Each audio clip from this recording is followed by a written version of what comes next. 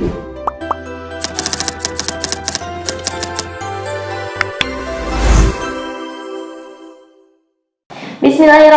Assalamualaikum warahmatullahi wabarakatuh.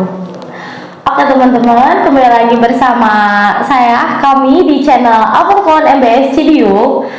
Pada malam hari ini kita akan berbincang-bincang bersama salah satu pembina di Pondok Pesantren Alfurqon. Dan kita kenalin, saya sedang bersama Ustazah Rami Nur Mawadah sebagai pembina di lingkungan Santriawati Alfurqon Muhammadiyah Boarding School Cibiuk, Garut. Untuk malam hari ini Ustazah kita akan berbincang tentang tips-tips untuk orang tua yang akan memasukkan anaknya ke pondok pesantren. Oke, untuk sebelumnya kita sapa dulu Ustazahnya. Assalamualaikum Ustazah. Waalaikumsalam. Gimana kabarnya malam hari ini? Alhamdulillah baik, Nurul Syifa. Kamu gimana sekarang? Alhamdulillah, Rabbil Alamin, baik juga. Alhamdulillah. Sekarang sudah jadi tingkat berapa? Santri kelas? Kelas 5, Kelas 5 pengurus. Ya. Pengurus, alhamdulillah. Sudah tidak terasa ya mau 6 tahun. Buat malam sekarang kita akan bicara nih termasuk ke orang tua juga tentang tips-tips gimana sih orang tua biar gak khawatir lagi masukin anaknya ke pondok, dan tips-tips gimana orang tua biar bisa milih-milih pesantren. Dan kebetulan banget kan sekarang udah mau tahun ajaran baru di mana orang tua banyak banget yang lagi nyari pondok pesantren. Oke, buat yang pertama kita tanya tentang Ustazah udah berapa lama sih jadi pembina di pondok pesantren Alfurqon ini? Oke, untuk masalah berapa lama masih terhitung baru ya, karena saya di sini juga baru mau jalan 2 tahun. Tapi sebelumnya sudah punya pengalaman menjadi pembina di salah satu pondok pesantren mahasiswa. Dan yang masalahnya itu lebih kompleks ya, karena posisinya mereka sudah dewasa gitu, dewasa yang benar-benar ya umuran anak kuliahan ya, gitu benar. Kan kalau di sini kan kita usia SMP dan SMA seperti itu. Kalau sebelum jadi pembina tuh Ustazah tuh emang benar langsung jadi pembina atau pernah juga jadi santri, misalkan dari SMP mondok gitu? Ya, sebelum jadi pembina saya jadi santri dulu ya. Tadi sama pengalamannya dong. Iya, pasti. Kita punya masa dan zamannya masing-masing gitu. Jadi Ustazah sama pernah mondok dari SMP, SMA, bahkan kuliah pun saya nyantri lagi. Iya, mondok lagi. Dan setelah kuliah ke sini masih di pondok juga untuk membina santri. Jadi pas jadi pembina tuh akan lebih ringan karena Ustazah tuh pernah juga ngalamin, jadi pas mengatasi masalah-masalah di pondok tuh udah lumrah banget ya bagi Ustazah, ya nggak sih? Ya, sebenarnya ada hal yang lumrah, ada hal yang susah juga, yang baru. Kenapa? Karena zaman Ustadzah dengan zaman anak-anak sekarang itu sudah berbeda juga kayak gitu. Jadi banyak hal yang sebenarnya banyak yang berubah seperti itu. Berubah ya, karena di zaman Ustadzah itu dulu kita mentalnya anak-anak zaman Ustadzah seperti ini. Nah, anak zaman sekarang itu udah beda lagi. Jadi beda juga. Cuman kita bisa mengambil pelajaran di masa-masa atau pengalaman kita sebelumnya ketika menyantri gitu. Dan apa yang diterapkan ketika sudah menjadi santri itu belum tentu bisa diterapkan di santri zaman sekarang. Karena sudah berbeda gitu ya. Jadi setiap zaman itu punya khasnya masing-masing. Entah itu dari generasinya, entah itu dari perkembangan zaman juga, itu yang mempengaruhi seperti itu. Oke, buat sekarang kita langsung masuk aja ke topiknya, yaitu tanya jawab tentang tips orang tua untuk memasukkan anaknya ke pondok pesantren. Jadi gimana nih Ustazah tentang tips orang tua untuk memasukkan anaknya ke pondok pesantren? Oke, tips untuk orang tua memasukkan anaknya ke pesantren itu ada 2. Ada pra sama ada pasca. Pra memondokkan dan pasca memondokkan. Pra memondokkan itu berarti itu sebelum memondokkan juga, berarti ada tipsnya juga. Pasti harus itu ada tipsnya. Apa aja sih? Nah, jadi tips sebelum memondokkan Yang pertama yang harus kita ketahui adalah visi misi dari keluarga tersendiri. Visi misi suami dan istri. Suami istri punya anak. Nah, anak ini kan yang akan dipondokkan. Ya. Nah, suami dan istri ini harus punya visi misi keluarga dulu kan. Mereka itu pengen anaknya seperti apa, bagaimana, pendidikan yang seperti apa. Berarti dari mereka sendiri harus punya visi misi, punya prinsip yang seperti apa. Tentukan dulu. Jadi musyawarah dulu antara keluarga, suami, istri, atau mungkin kakaknya sudah dewasa sama kakaknya mungkin ya bermusyawarahnya. Nah, kemudian setelah keluarga itu sudah punya prinsip atau punya visi misi, anak ini akan dimasukkan ke pondok yang seperti apa? Langkah kedua yaitu mencari pondoknya itu. Mencari pondok. Jadi survei gitu untuk melihat mana nih pondok yang memang cocok sevisi dan semisi dengan keluarga saya. Punya visi yang sama nih untuk mendidik anak sesuai dengan visi saya itu seperti yang bagaimana, seperti apa dan di mana. Nah, dicari. Setelah menemukan atau ketika survei dilakukan, kita harus mengetahui pondok ini sudah punya legalitas atau belum. Legalitas Iya. itu Legalitas berarti sudah memiliki perizinan atau belum. Jadi tadi yang pertama harus tahu visi misi keluarga. Yang kedua harus ada legalitas pondok. Oke, mencari pondok dulu ya tentunya. Survei dulu. Jadi jangan sampai satu lihat pondok ini udah yakin. Nah, jadi kita harus bisa melihat dulu, membandingkan, betul. Karena kan sekarang pondok banyak sekali ya yang menawarkan berbagai macam programnya gitu dengan kelebihan-kelebihannya. Jadi kita survei, setelah survei kita lihat pondok itu yang ketiga tadi legalitas, perizinan. Yang kedua, kita lihat dia lebih berafiliasi ke mazhab mana. Misalnya sudah sesuai belum? Misalnya mazhab kita tuh Syafi'i atau Hanafi atau Maliki. Nah, itu harus disesuaikan juga. Itu juga disangkut pautkan pada visi misi kita yang di awal ya. Pasti. Jadi saling keterkaitan gitu. Jadi kita tahu ini mazhabnya apa, atau mungkin biasanya ini pondoknya Muhammadiyah, Nahdlatul Ulama, Persatuan Islam atau apa gitu ya sebagainya. Karena kan macam-macam gitu ya pondok-pondok itu. Nah, kemudian setelah tahu afiliasinya kemana, kita juga harus tahu akidah dan ibadahnya itu seperti apa di pondok itu. Itu yang paling utama. Karena akidah dan ibadah tidak bisa terlepas dari visi misi keluarga, ya. Nah, makanya harus dilihat nih akidah di pondok itu bagaimana, ibadahnya seperti apa.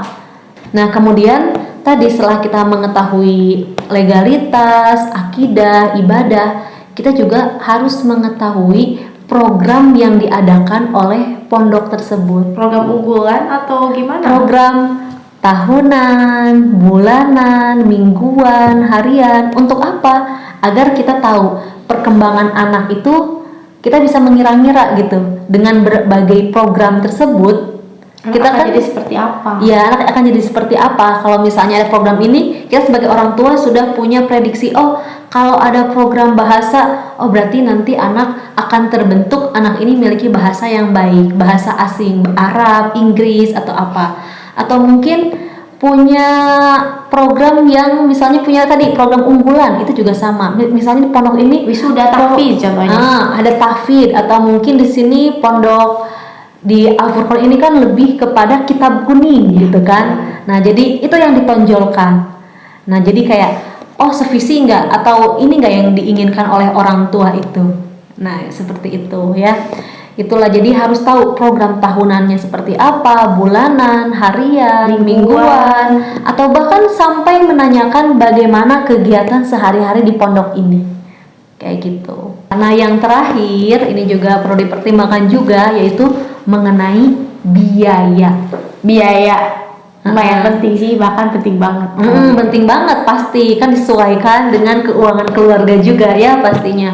Nah, jadi dana itu harus dilihat, makanya harus ditanya berapa biayanya, total masuk ke sini berapa, kemudian per bulannya bagaimana.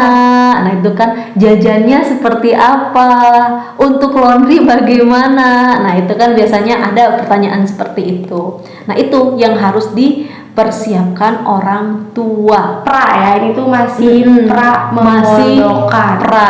sebelum. Nah, ini antara pra dengan kontra dengan pasca itu ada tengah-tengah nih. Tengah-tengah. Ada pertengahannya. Apa tuh namanya? Apa ya namanya? Transisi mungkin ya. Antara mau ke pra menuju pasca. Dari pra menuju pasca. Apa? Pasca Kira-kira. apa? Ya pasca memondokkan. Mempersiapkan Dari ya antara jeda gitu dari pra nyari pondok. udah nyari. Nah, udah milih suatu pondok. Ya. Nah, mau mondokin. Anaknya harus mau kayaknya. Nah, sebelum itu tetap persiapan dari mental orang tua. Ya. Menggugurkan rasa khawatir gitu ya. Iya, jadi harus memiliki rasa ketenangan diri atau menjauhi rasa kekhawatiran. Kekhawatiran. Iya, karena pasti banyak khawatir. Aduh, nanti kalau di pondok gimana Kalau sakit makannya, gimana? segala macamnya. Nah, hal itu harus dihilangkan. Walaupun pasti ada, sedikit-sedikit harus dikikis gitu. Kenapa? Karena kita kan sudah tahu pondok seperti apa. Kita udah survei, ya kan? Tidak ada satu pondok pun untuk menelantarkan santrinya. Betul banget. Atau untuk membuat santri bodoh, tidak ada, ya kan? Jadi kita harus percaya. Nah, itu rasa khawatir harus dihilangkan. Mau menuju ke pasca. Mau menuju ke pasca, rasa khawatir itu harus dihilangkan, harus tega. Harus dikikis. Nah, yang kedua yaitu rasa ikhlas, menanamkan rasa keikhlasan. Jadi keikhlasan itu harus ditumbuhkan itu sebelum masuk ke pondok. Ketika dia udah fix itu nanti bakal masuk pondok tanggal berapa, orang tua itu harus udah mulai menanamkan keikhlasan untuk melepaskan anaknya. Iya, pasti. Nah, caranya seperti apa? Bisa sharing dengan orang tua yang sudah berpengalaman memondokkan anaknya, bagaimana menahan rasa rindu, bagaimana menahan rasa khawatir. Pasti ya, apalagi seorang ibu gitu, khawatirnya minta ampun sama anaknya ya. Sampai nangis. Nah, gitu. Jadi itu transisi dari pra ke pasca. Oke, sekarang bahas pasca atau masih ada lagi fase-fase yang tengah-tengah nih? Oke, langsung aja kita ke pasca ya.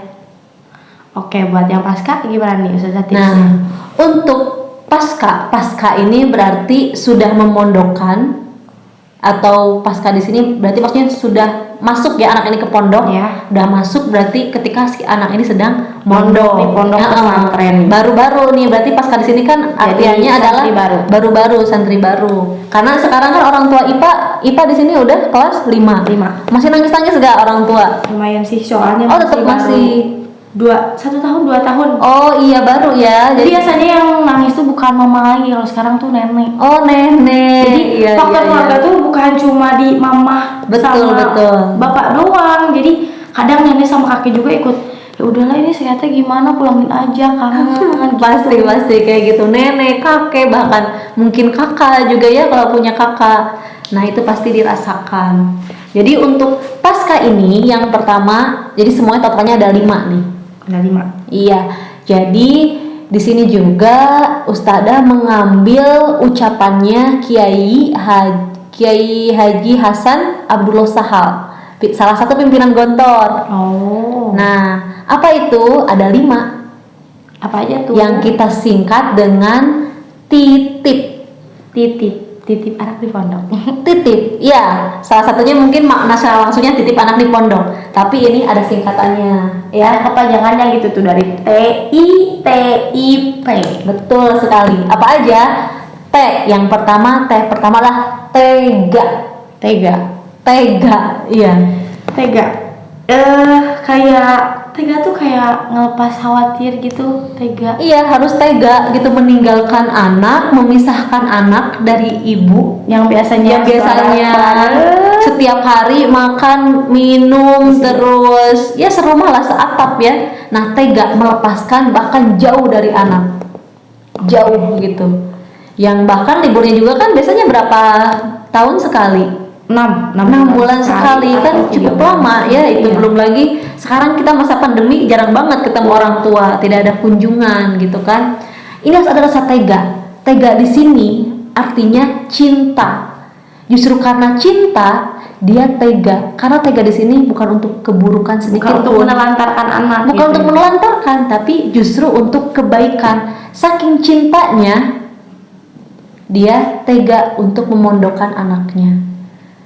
Ya, lebih baik kita jauh dari anak tapi untuk kebaikan daripada kita dekat dengan anak tetapi tidak tahu bagaimana arah perkembangan anak tersebut. Sedangkan orang tua pasti bekerja, kan? Dan orang tua tidak bisa 24 jam full gitu untuk memantau anaknya.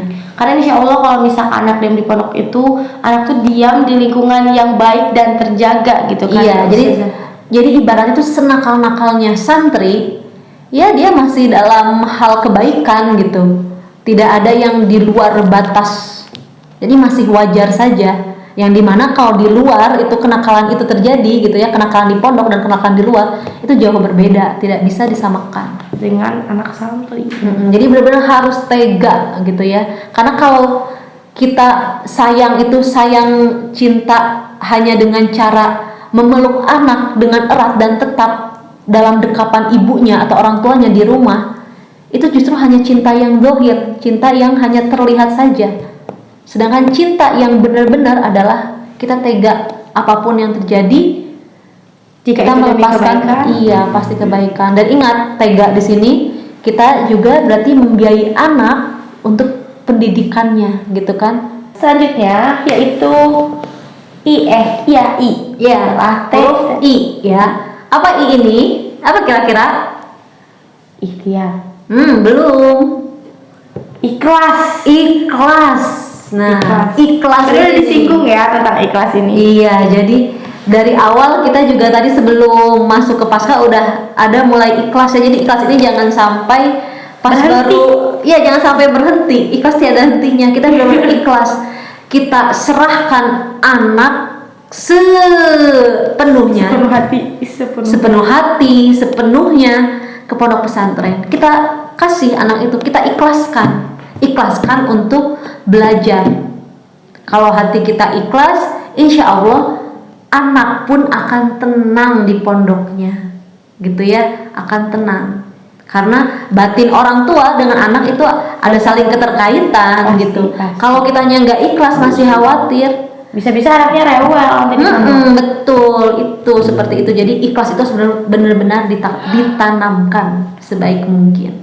Oke, tadi yang pertama yaitu tega, yang kedua ikhlas, lanjut yaitu T yang kedua ya, Iya, yaitu dengan cara tawakal. Tawakal berserah diri sama Allah. Jadi ketika memondokkan anak, yang tawakal itu bukan hanya anak saja, anak kan bertawakal juga. Si anak ini pas mondok bertawakal bahwasanya dia harus jauh dari orang tua. Begitupun dengan orang tua, harus sama-sama tawakal, menyerahkan kepada Allah. Anak gimana gimana Allah.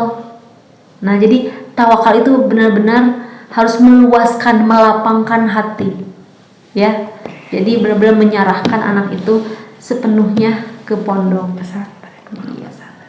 Oke, selanjutnya titip I lagi nih. Nah, ada I yang kedua ya, yaitu ikhtiar. Apa sih ikhtiar itu? Ikhtiar apa? Ikhtiar memilih usaha. Oke, ikhtiar di sini adalah usaha ya. Nah, usaha di sini, ikhtiar di sini apa sih yang diusahakan sama orang tua? Apa yang dipersiapkan sama orang tua ketika memondokkan anaknya ini atau pasca memondokkan ini? Biaya. Ya, salah satunya. Jadi ada daya,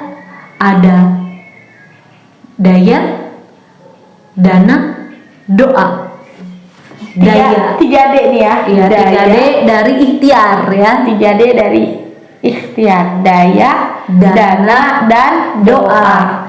Daya berarti bekerja. Pasti ya, untuk kita menghasilkan rezeki segala macam itu kan kita harus bergerak. Berarti kita harus punya daya nih, punya kekuatan untuk bekerja, mencari nafkah itu orang tua.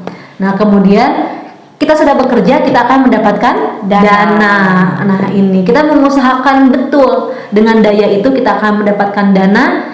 Dan tidak cukup sampai dana, kita juga harus berdoa gitu ya, agar maksimal. daya, dana, dan doa itu harus dibarengi. Ikhtiar tersebut harus dicukupi. Jangan hanya daya saja, jangan hanya dana saja, tapi harus ketiga-tiganya, daya, dana, doa. Oke. Sekarang tips yang terakhir yaitu di huruf P. Ya, P itu terakhirnya. Terakhir ini adalah percaya.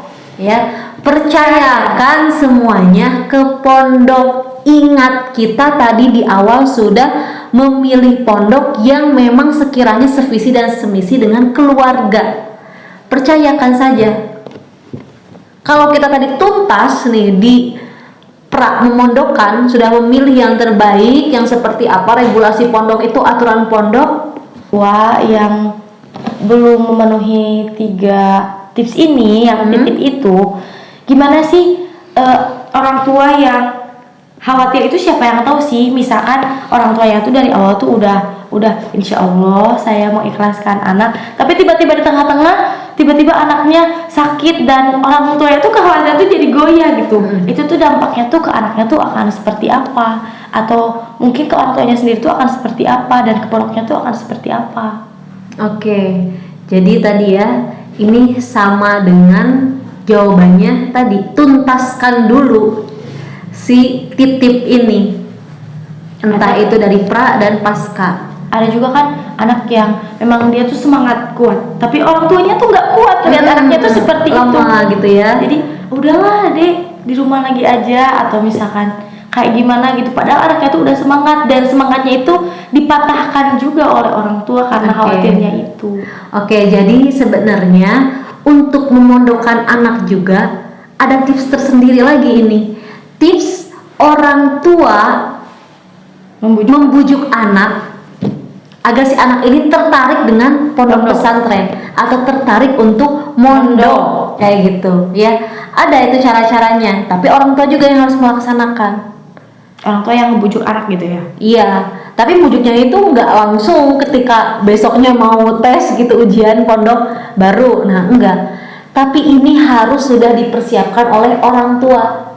Nah, jadi tips yang pertama yaitu mulai dari sejak anak itu lahir, bahkan sejak kehamilan. Lahir. Iya, bahkan sejak memilih pasangannya. Maksudnya pasangan suami atau istri, atau memilihkan ayah atau seorang ibu yang baik untuk anak itu, walaupun si anak ini belum ada kan, belum lahir. Nah, mulai dari situ bahkan. Nah, nanti setelah si anak lahir itu yang dipersiapkan apa? Membiasakan atau memberikan kehidupan yang sesuai dengan syariat agama. Sudah dimulai itu sejak dini, sejak lahir itu sudah dimulai. Jadi lingkungannya tuh harus mendukung ya? Iya, jadi religius lah bahasanya itu, agamis gitu. Ya, jadi harus membiasakan aturan-aturan agama sejak dari kecil. Ya, yang sesuai ya. Maksudnya kalau kecil bayi disuruh sholat ya nggak mungkin juga kan. Nah, ini yang sesuai syariat. Kemudian yang kedua, selalu mendoakan anak tiap hari, tanpa ada absen ya. Jadi tidak ada kata tidak untuk tidak mendoakan anak. Jadi selalu mendoakan anak. Dan ini mendoakannya sejak dia dari kecil gitu, sejak dalam kandungan bahkan. Nah, kemudian yang ketiga, membiasakan atau memiliki aturan-aturan di rumah gitu ya, yang sesuai dengan agama. Seperti sholat lah, baca Quran, itu dibiasakan. Jadi anak itu punya kebiasaan agamis gitu, punya kebiasaan yang baik. Minimal sholat tepat waktu. Nah, itu sudah dibiasakan. Nah, kemudian yang keempat yaitu kita selalu memberikan ilmu agama setiap harinya. Memberikan ilmu agama setiap hari. Iya, misalnya kalau masih kecil itu bisa dengan cerita-cerita khalifah, nabi-nabi, sampai dia besar pun dia dibiasakan gitu, suasana islami di rumah itu selalu hidup. Misalnya setelah sholat ada ceramah sedikit dari bapaknya, dari ibunya, tentang apapun, hal yang sangat kecil, misalnya dengan membaca bismillah, atau mungkin tentang mau tidur, hal seperti apa, hal-hal yang sepele, Yang penting setiap hari itu anak sudah dibiasakan Ada asupan menambah, iya religiusnya betul. gitu ya. Karena anak itu bagaimanapun mau di pondok sebagus apapun, pada akhirnya dia kembali lagi kepada keluarga. pada habit atau kebiasaan di mana keluarga itu membentuk dia dari kecil. Itu ya. Jadi keluarga ini sudah membiasakan memberikan asupan ilmu agama ke anak itu. Hal-hal yang yang biasa aja tapi itu selalu ada gitu ya. Itu yang keempat ya. Yang Nah, oke. Kemudian yang kelima, nah ini nih, ini ketika dia sudah beranjak mungkin usia SD ya, kelas 5 atau kelas 6. Ini mau mendekati nih, mau masuk pondok di usia SMP. Nah, ini mulai menceritakan hal-hal yang positif kehidupan di pesantren. Hal-hal yang menyenangkan yang sekiranya anak itu akan tertarik dan kehidupan pesantren. Tapi gimana nih kalau misalkan anak itu tuh perdana dari keluarganya yang pesantren, sementara Oke. saudara-saudaranya nggak ada. Oke, betul. Bagaimana orang tua punya pandangan untuk memondokkan anak, walaupun dia belum memondokkan, dia pasti sudah ada gambaran dengan cara mencari tahu. Survei tadi Survei ya. tadi, entah itu mungkin dari tetangganya, dari saudaranya, karena kadang orang tua itu melihat mungkin anak tetangga, oh ini bagusnya di pesantren seperti ini, terus nanya-nanya. Nah, seperti itu. Jadi itu sangat berpengaruh sekali. Jadi tidak ada alasan atau tidak ada masih ada kesempatan gitu. Tidak harus anak yang memondok itu dari orang tua yang sudah pernah memondok. Kayak jadi cerita nih, jadi kayak waktu dulu tuh emang belum ada saudara yang mondok. Oh. Dan bapak tuh dari Pak kecil tuh emang kalau misalkan main sama teman-teman tuh aku tuh nggak boleh pakai lepis, pokoknya nggak boleh pakai celana, kamu itu harus pakai rok. Setiap jam sholat tuh pasti ditelepon, katanya di mana udah sholat belum, padahal mainnya tuh sama anak SMP. Karena kebetulan banget waktu aku mungut-mungut pengen mondok di waktu SMP tuh, mama tuh masih belum tega. Itu tuh mama tuh masih belum tega. Jadi waktu aku ngedenger kasus-kasus orang tua yang tega, kebetulan banget tuh aku juga ngalamin. Jadi masukin aku tuh waktu SMA, dan SMA nya harus 4 tahun. Aku tuh tahu sus. Tahosus nih teman-teman, tahosus ya. Jadi 4 tahun orang SMA-nya. tuanya baru tega ketika di usia SMA. Iya. Kira-kira nyesel nggak kenapa nggak dari SMP? Atau enggak? Nyesel sih, tapi waktu SMP-nya bapak tuh masih teguh, pokoknya harus masuknya. Aku juga kebetulan gak mau ke negeri sih ustazah, jadi pokoknya harus ada yang agamanya deh, soalnya ya alhamdulillah. Pengen ke SMP IT, ya udah dimasukin aja. Ya, betul alhamdulillah. Nah, itu ya. Jadi tadi apa yang poin kelima? Poin kelima itu anaknya Harus diberikan hal-hal positif Positif. atau cerita tentang pondok pesantren Iya, ya, yang hal-hal yang akan menarik menarik. Nah, yang terakhir yaitu harus mengawasi pergaulannya ya, di usia SD ini harus sudah dipantau terus gitu. Makanya nih kalau misalnya nggak mondok nih di zaman sekarang, banyak hal yang sudah digital gitu kan. Kalau nggak mondok, orang tua kan nggak mungkin ya memantau selama 24 jam. Anak iya memang di rumah aja, tapi dia posnya di depan Gadget gadget ya. Gadget ini kan banyak hal, sedangkan orang tua nggak bisa mendampingi seperti ini di sampingnya setiap saat. Kan nggak tahu yang di browser, yang di searching sama anak itu apa.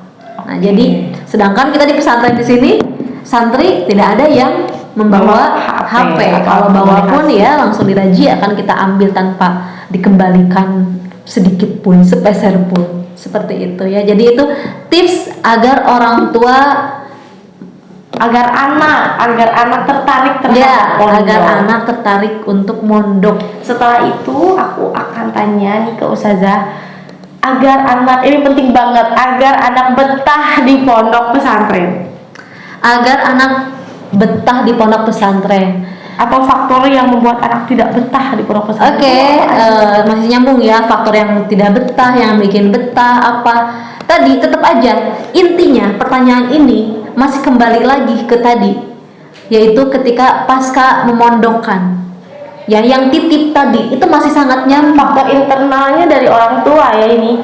Jadi anak bisa tidak betah karena ada kekhawatiran dalam diri orang tua. walaupun tidak berkabar gitu, walaupun orang tua di rumah nggak ngasih tahu, ibu ini khawatir nah kamu di pondok, walaupun tidak berkabar seperti itu, dengan si ibu ini khawatir terus bawaannya di rumah gimana di pondok segala macem, anak juga akan berpengaruh. Kenapa? Karena ada ikatan batin. Ada ikatan batin antara ibu sama anak. Jadi kalau di rumah si ibu tidak tenang, khawatir terus bawaannya, anak juga sama bakal kerasa, dia bakal inget rumah, rewel, jadinya nggak betah. Seperti itu. Ada juga nih faktor eksternalnya dari anak itu sendiri itu kayak gimana sih? Oke, kalau dari anaknya sendiri yang bikin gak betah, Kayak emang dia tuh ngelakuin apa gitu yang bikin orang tuanya tuh khawatir banget dia di pondok. ya jadi hal seperti ini bisa ditangani kalau tadi kita sudah melaksanakan yang tips-tips yang tadi ya, yang pra, pasca, kemudian bagaimana anak itu agar tertarik di pondok. Kalau ini udah selesai tuntas, insya Allah itu tidak akan terjadi. Karena yang terjadi dari faktor anak sendiri yaitu kenakalan anak sendiri. Nah seperti itu. Jadi kalau misalnya nggak tuntas nih tips-tips yang tadi, itu bakal terjadi. Tapi kalau tuntas tidak akan terjadi, insya Allah. Seperti itu. Oke, jadi gitu ya teman-teman, tips untuk orang tua yang akan memasukkan anaknya ke pondok tadi yang udah disampaikan oleh Ustazah Rahmi sebagai pembina santriawati ya Ustazah di Pondok Pesantren Al-Furqan ini. Yang penting itu tadi ada 5, yaitu titip. Yang pertama ada tega, yang kedua ada ikhlas, yang ada tawakal, I-nya ada ikhtiar, dan yang terakhir itu ada percaya sepenuhnya ke pondok. Jangan lupa yang paling penting tadi disampaikan oleh Ustazah Rahmi yaitu membiasakan lingkungan religi kepada anak sejak kecil. Jadi anak tuh nggak kaget tiba-tiba. Iya betul banget. Jadi sudah terbiasa nanti pas di pondok. Ya aku mah sholat tepat waktu juga udah biasa gitu. Emang di rumah juga kalau nggak sholat tepat waktu nanti ada sanksinya. Nah itu sudah dibiasakan kalau memang mau memondokkan anak ke pondok. Jadi anak nggak terlalu tercengang, kaget gitu ya dengan peraturan pondok yang sebenarnya itu memang hal yang harus kita lakukan dalam keseharian. Ya, Oke, Ustazah. sholat Al-Quran. Makasih banyak Ustazah buat waktunya malam hari ini udah berbincang-bincang bersama kami untuk mengabarkan informasi yang sangat penting untuk orang tua di rumah. Makasih banyak Ustazah waktunya. Oke teman-teman, mungkin segitu aja perbincangan kita malam hari ini. Jangan lupa saksikan video-video selanjutnya di channel Al-Furqan MBS Cibiu, dan jangan lupa juga like, comment, and subscribe channelnya. Jangan kemana-mana, tetap di channel kami bersama saya Nursifa Amalia. Assalamualaikum warahmatullahi wabarakatuh.